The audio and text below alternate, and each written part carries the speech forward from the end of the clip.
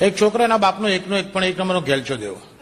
આખો દાડો જુગાર, પાના પત્તા, ક્લબ લાઈફ, બાપના ધંધા જોવાનું નહીં, કોઈ હેલ્પ કરવાની નહીં. એટલે એક વાર એની માએ કીધું, બેટા પપ્પાનો બિઝનેસ ના ગમતો હતો, પપ્પા ગુજરી જાય પછી આપણે વેચી નાખીશું. તારા જેવો જોન છોકરો પપ્પાને હેલ્પ ના કરે, આખો દાડો બેસી રહે, એ ના સારું લાગે. બેટા તું એક વાર તો પપ્પાને બિઝનેસમાં જા, કે પછી તને ના ગમે ના જતો. એ કીધું કે ઓકે ચાલ કાલ ડેડીને કહેજે કાલ હું જઈશ. મેં કીધું છોકરાએ હા પાડી છે કાલે આવવાનો છે. તો બાપો ખુશ થઈ ગયો કે હો કાલે મારો સન આવે છે, પ્લાન્ટ મેનેજર, પ્લાન્ટ ઓપરેટર, બધાને કીધું કે everybody should be alert, he should be treated nicely. કાલે આખી ફેક્ટરી આપણે બતાવી છે. એ છોકરો એટલે બાપો અને પેલો જનરલ મેનેજર અને પ્લાન્ટ મેનેજર અને ઓપરેટર અને 5-6 જણનું દાડું ફેક્ટરીની વિઝિટમાં નીકળ્યું. તો છોકરો બાપા કે જો બેટા આ જે પહેલો પ્લાન્ટ છે આપણો, આ મોટું ડ્રમ દેખાય છે, ડ્રમમાં પાઇનેપલ નાખી દેવાના, સ્વિચ દબાવો, પાઇનેપલ ક્રશ, એના બિયા છોડ્યા બહાર, પાઇનેપલ જ્યુસ તૈયાર છે, પાઇપમાં જાય ને સીધા ટીન ભરાઈ જાય ને એને લેબલ લાગી જાય, સીધા કાર્ટન પેક થઈ જાય, આપણે કશું જ નહીં કરવાનું. This is all fully automatic machinery, આપણે સ્વિચ જ દબાવવાની. આ બીજો પ્લાન છે ટોમેટો જ્યુસનો છે. આ મોટા ડ્રમમાં ટામેટો નાખી દો, સ્વિચ દબાવો, ટોમેટો ક્રશ, બિયા છોડ્યા બહાર, ટોમેટો જ્યુસ તૈયાર થઈને સીધા ટીન ભરી જાય. આ ત્રીજો પ્લાન છે નોનવેજનો છે, હમણાં જ આપણે નવો નાખ્યો છે, 1.5 મહિનો થયો. આ મોટું ડ્રમ દેખાય છે, એમાં ડુક્કર નાખી દેવાનું, ભૂંડ, પીગ, સ્વિચ દબાવો, ભૂંડ ક્રશ થઈ જાય અને હાડકા ચામડા ઓટોમેટિક છૂટા પડી જાય અને મટનનો સૂપ તૈયાર થઈને સીધો પાઇપમાં બહાર જઈ અને ટીન ભરી જાય, લેબલ લાગી જાય, કાર્ટન પેક થઈ જાય, બધું ઓટોમેટિક. આપણે ખાલી સ્વિચ જ દબાવવાની, કંઈ જ નહીં બીજું. છોકરાના દિમાગ ગેલચો થયું એ ધીસ ઇઝ ઓકે ડેડી, પણ આપણી પાસે પપ્પા એવું કોઈ મશીન નથી કે જેમાં સૂપ નાખીને સ્વિચ દબાવીએ તો ભૂંડ બહાર નીકળે. ના બાપા કેવું મશીન છે ને આપણે ઘેર? કે આપણે ઘેર કહ્યું કે તારી માનો ભોસડો.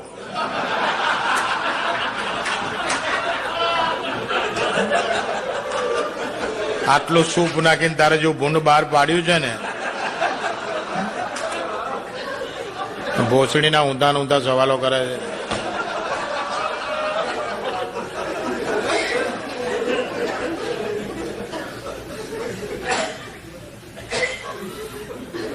એક છોકરી દુકાનમાં બ્રા લેવા ગઈ હતી, પેલા દુકાનવાળાને કહે બ્રા આપો ને, પેલા કીધું કઈ સાઈઝ? સોરી સાઈઝ ખબર નથી પણ મૂકો એટલે જોઈને કહી દઉં.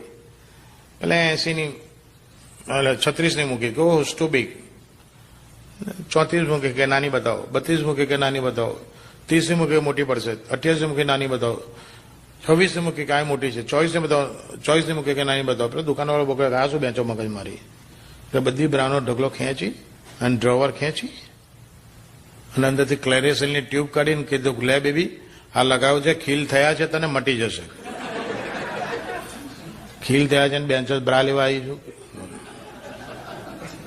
અને એકવાર આ ભાઈ છે ને જેમના હાથમાં ગ્લાસ છે, આ કાંડા ઉપર આશીષ ને, હા, એ દુકાને જઈને કે પેલી છોકરી કાઉન્ટર ઉપર કે કોન્ડમ આલો. તો પેલી કે કઈ સાઈઝ?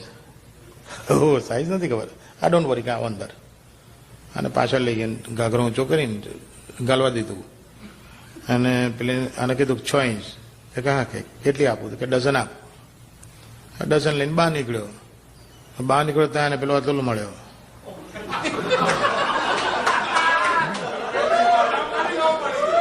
નામ તો બધા ખબર પડી જાય.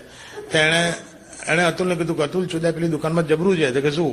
કે આપણે જઈને કે કોન્ડામાં તો પેલું કે કઈ સાઈઝ? તો આપણે કઈ ખબર નહીં કે અંદર ગાલવા દે, ગલાઈ દે અને પછી સાઈઝ કાઢીને આપણે જોઈએ એટલી આપે.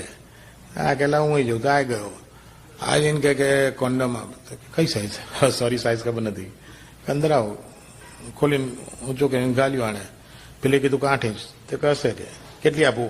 હા કે લેવી કોને છે બેંચો તો સાઈઝ કઢાવવા આવેલો.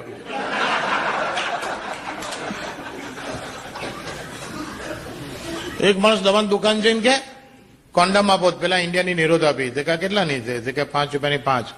બહુ ચીપ છે યાર, કોઈ સારી આઈટમ બતાવો. એટલે સારી લેવા અંદર ગયો. દરમાં પેલા 12 બહેણીઓ હતી ને, એમની એક બહેણી ખોલી, 2 ચિંગમ મોડા મૂકીને 2 ખિસ્સા મૂકી. પેલો લઈને આવ્યો કે આલો કોઈનું. આ કેટલાની? કે 10 રૂપિયાની 3. આ ચીપ છે યાર, સારી આઈટમ બતાવો યાર. તો ફરી અંદર લેવા ગયો, ફરી બહેણી ખોલીને 2 ચિંગમ મોડામાં 3 ખિસ્સામાં. પેલો ફરી લઈને આવ્યો કે આ લઈ જાઓ કે આ Fiesta dotted scented made in Japan. કા કેટલા? કે 25 રૂપિયાની. કે કેટલી આવે? કેટલી? કે 3. બહુ મોંઘી છે યાર. ભાઈ કે યાર તમારે લેવું છે કે નહીં? કે પત્તર ચોદો જો મોંઘી બતાવું છું, હારી બતાવું છું, મોંઘી લાગે છે, સસ્તી ગમતી નથી. You make up your mind, you want to buy it or not? Sure I want to buy it, make it reasonable. 22 રાખ, હું લઈ લઉં. પેલો કે ના સાહેબ, અહીંયા પેકેટ 2 રૂપિયા અમને માલ મળે, એમાં 3 ઓછા કરું. પણ કે તમારે લઈ જવી હોય તો હમણાં મારી સ્પેશિયલ ડીલમાં લઈ જાઓ. તો કે શું છે ડીલ? તો કે 25 આપીને 3 લઈ જાઓ, અઠવાડિયામાં વાપરેલી પાછી લાવો, 10 રૂપિયા રિબેટ. તો કે શ્યોર? તે કે અઠવાડિયામાં આપી જવાની. તો કે શ્યોર. તો પેલો લઈ ગયો ને અઠવાડિયામાં 3 પાછી લાવ્યો. પેલા ચેક કરી લીધું ને પછી ડ્રોવર ખેંચીને 10ની નોટ કાઢીને આપી.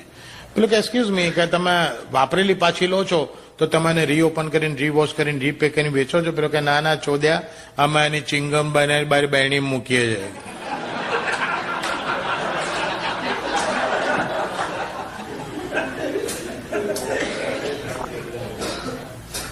કોન્ડમ મુઠ્ઠીઓ મારે,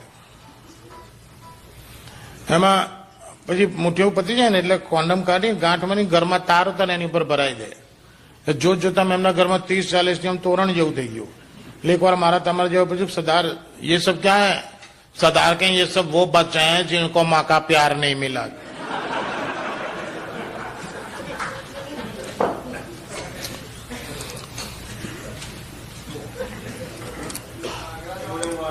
એક બાપુ છે ને શિકાર કરવા જાય, 1 કલાક કાંટો નાખીને બેહી રહે. 1 કલાક જો માછલી જ ના પકડાય. બાજુમાં એક પટેલ આવ્યો, આંગળી વળી ફાટકથી માછલી પકડી લીધી, થેલીમાં નાખીને જઈ ગયો. બાબો કા લે કે આપણે 200 કલાક અહીંયા ગુડાણા છે ને આપણા માછલા નહીં આવતા ને આ સુધીનો આંગળા કરીને માછલા કાઢે લે. તો બીજે દે પાછા બાપુ આવ્યા, કલાક કાંટો નાખ્યો, ના આવ્યો. પટેલ આયા, આંગળી નાખીને માછલું પકડીને જતા રહ્યા. બાબા કે કાલ તો પૂછવું જ પડશે એને. ત્રીજે દિવસ પૂછ્યું કે પટેલ ઉભો રહે. હા, હું કલાકથી બેવું છું કાંટા નાખીને, મારે માછલી આવતી નહીં, તું જ કે આંગળા નાખીને કઈ તો માછલા કાઢે. પટેલ કે બાપુ કોઈને કહો નહીં તો કહું. કોઈ નહીં કહું કે આ પાણીમાં છે ને માછલું પકડવા માટે આંગળી નાખીએ ને પેલા આંગળી છે ને કોઈકની ગાડીમાં ગાલીને લાવવાની. એની વાસ છે ને માછલીને બહુ ગમે, એટલે પાણીમાં હોય ને એની વાસ આવે એટલે જેવી પાણી આવે એટલે પકડી લેવાની. કે આમાં કાંઈ નથી. બાપુ કાલે લે આ તો આવ સીધું. ચોથે દી બાપુ નીકળ્યા કે આપણે આ કાંટા બાટા લેવા જ નહીં, આપણે પટેલવાળી કરો. તો બહાર નીકળ્યા અને થયું કે બે જો ગાલવી ક્યાં? એમના વાઇફ ગાર્ડનમાં કામ કરતા હતા, વાંકું વળી કે કુંડામાં ખોતરતા હતા. બાપુએ ઘાઘરો ઊંચો કરીને દર કદી આંગળી ભરાવી. એટલે એમના વાઇફ કે પટેલ આ 3 દીથી શું તમે ગાંડમાં આંગળા કરો?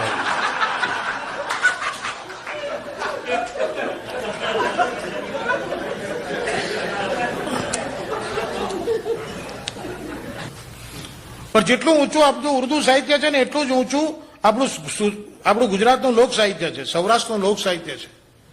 એક ગરબો ગયા વર્ષે લંડનમાં ગવાયો ને તે ગરબો પત્યા પછી એક ભાઈ મારી જોડે બબાલ થઈ ગયા અને મારી જોડે ડિબેટ કરવા આવ્યા. અહીં બેઠેલા ખબર છે લંડન વાળા ગુજરાતી બોલે કેવું બોલે? આઈને મને કહેતી કે ભાઈ this is all bloody bullshit બાના. મેં કહું કેમ? મેં કે આવું કઈ ગરબો હોતો હશે કે દૂધે તે ભરી તણાવડીને મોતીડે બાંધી પાર ઝીલણ ઝીલવા ગયા હતા ને ગરબે ગમવા ગયા હતા.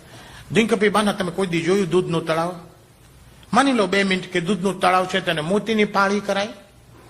દિનકરભાઈ દૂધનું લેક હોય ને તો એને સિમેન્ટ કોન્ક્રીટની પાળ કરવી પડે, અંદરની સાઈડે ગ્લેસ ટાઇલ્સ લગાવવા પડે, ઉપરથી કવર કરવું પડે, ટેમ્પરેચર મેન્ટેન કરવું પડે, નહીતર 4 કલાકમાં દૂધ ફાટીને દહીં થઈ જાય.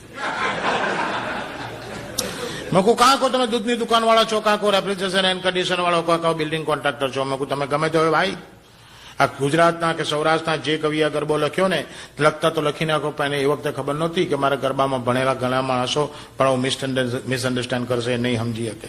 એ બેઠા બધા ગરબો સાંભળેલો છે ને, ગરબો કેવી રીતે લખાયો છે. જો આપણું સાહિત્ય કેટલું ઊંચું છે, લોક સાહિત્ય. દૂધે તે ભરી તલાવડીને મોતીડે બાંધી પાળ, ગરબો બહુ જૂનો છે. આ ગરબો કેવી રીતે લખાયો છે, બહુ મજાની વાત છે કે સૌરાષ્ટ્રના એક ગામમાં એક બાઈ નવરાત્રના ટાઈમમાં એના છોકરાને ઘોડિયામાં હુતું મૂકીને ગરબે ઘૂમવા ગયેલી અને ગરબે ઘૂમતા ઘૂમતા ઘૂમતા ઘૂમતા ઘૂમતા રાતના 12, 12:30, 1:30, 2, 2:30, 2:30 વાગે એની માને યાદ આવ્યું કે 6 મહિના નાના છોકરાનું ઘોડિયામાં હુતું મૂકીને ગરબે ઘૂમું છું. 2:30 વાગે માને છોકરું યાદ આવ્યું એટલે માં દોડતી ઘીરે આવી અને ઘીરે આવીને જુએ તો છોકરું ઘોડિયામાં રાડું નાખ્યો, ઉલાળા મારે. માને તો નાના 6 મહિના નાના બાળને ભૂખ્યું મેલીનું ગરબે ઘૂમતી હતી. માએ ધડ દઈને ઘોડિયામાંથી છોકરાને કાઢીને પોતાના ખોળામાં લીધો અને પોતાના પોલકાનો એટલે બ્લાઉઝનો એક પીસ ઊંચો કરીને પોતાનું સ્તન બહાર કાઢી અને નાના છોકરાને ધવડાવવા માંડી, પોતાનું ધાવણ ધવડાવવા માંડી. જ્યારે એના નાના છોકરાના મોઢામાં પોતાનું સ્તન દીધું, તેના ગળામાં જે મોતીની માળા પહેરેલી, એ મોતીની માળા એના સ્તનની આજુબાજુ ગોઠવાઈ ગયેલી. હવે મોતીની માળા એના સ્તનની આજુબાજુ ગોઠવાઈ ગયેલી અને છોકરું ધાવતું હતું. આ દ્રશ્ય જોઈને રાતના 3 વાગે એના બારણામાં ઉભેલો વર આ ગાય છે, કાદુ દત ભરી તળાવડીને મોતીડા બાંધી પાળ રે જીલણ ઝીલવા ગયા તા કે ગરબે ઘૂમવા ગયા તા. આ આપણું લોક સાહિત્ય છે. હવે આમાં પેલો ભેંચો સિવિલ એન્જિનિયર હોય કે રેફ્રિજરેટર હોય, ગોથે ચડે, આમાં ભલભલા ગોથે ચડે એવું છે.